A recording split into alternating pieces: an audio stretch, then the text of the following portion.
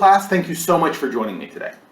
So what we're going to be doing today is we're going to be starting our third unit in this class, which is focused on the role that neighborhoods, community, and what we might think of as social norms play in intergenerational mobility, right? So we'll think about the role that these sort of community and neighborhood influences play in either preserving economic advantages across generations or in reducing the role of parents' economic advantages in the future, right?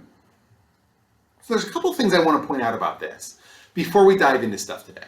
And in particular, I want to think a little bit about where we just came from before I talk about where we're going. So in the last unit, what we did, right, is we basically tried to understand the role that parents play in determining their children's life outcomes. And we did this in a very simple framework where we essentially thought of children as, receptacles who have love and time and energy and money poured into them by their parents, poured into them by the government, and achieve various levels of flourishing, right? Different adult incomes, different human capital, on the basis of the resources that were devoted to them, on the basis of what we might think of as their innate abilities or characteristics, and then also on the basis of just dumb luck, right?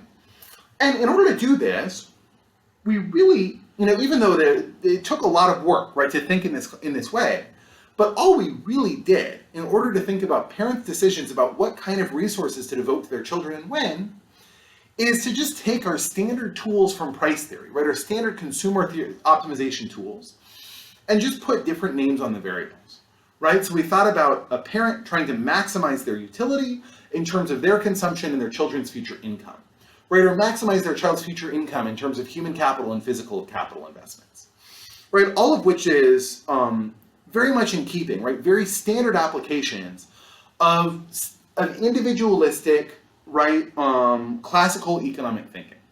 What I mean by that is essentially that we could think about these problems by taking a single parent, right, and thinking about their preferences over the things they care about, how their choices are going to affect their child, right, without thinking very much about a broader social context. And this has been very useful, right? We've been able to think about things like how changes in the opportunity cost of resources, right, the interest rate on physical capital, is going to affect parents' decisions about how much to invest in their children's human capital, right? We've thought about how changes in parents' altruism or changes in the transmissibility of endowments are going to affect children, are going to affect intergenerational mobility.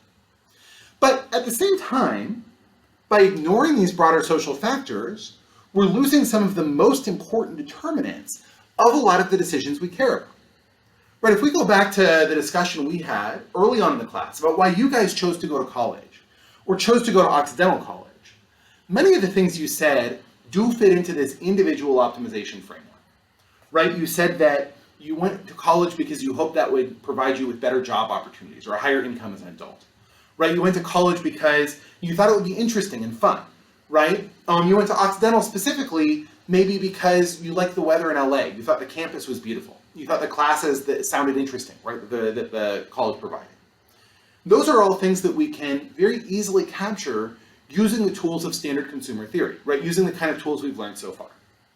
But you also talked about things that looked a little different from that, right? And maybe we're influenced by things like, how would your parents feel about it if you decided not to go to school, right? Would they be angry with you? Would they be understanding? Would they be proud, right? How would your friends look at you differently based on your decision of whether to go to college or not?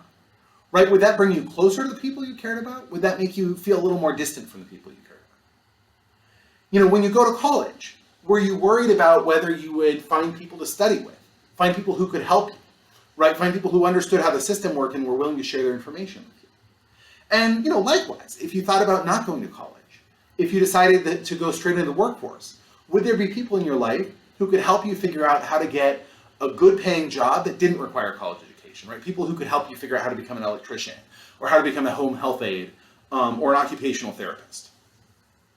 If we think those kinds of factors play a big part in people's decisions on things like how long to stay in school, or what occupations to pursue, or whether to move away from their hometown, or how they're going to interact with their children, then we're not going to be able to understand the decisions of any particular person without understanding the social context they make those decisions in, and without understanding the way that social context is built by the decisions of other individuals, right? In other words, we're not going to be able to think about this problem in a deep enough way until we think about how your decision about whether to go to school or how long to stay in school affects your neighbor's decision about how long to stay in school and how their decision affects yours.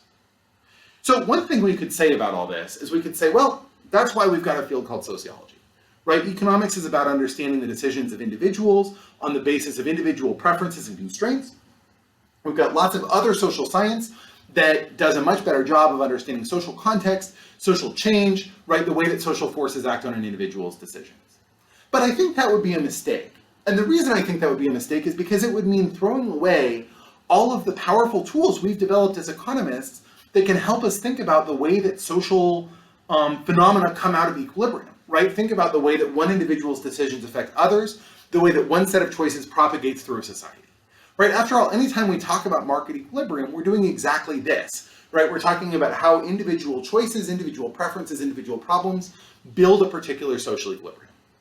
So what we're going to be doing, right, in today's lecture, but also in the next couple lectures going forward, is we're going to be thinking about how to do this, right? How to use the tools of economic theory in order to understand how social context is created and how that social context influences the decisions of individuals.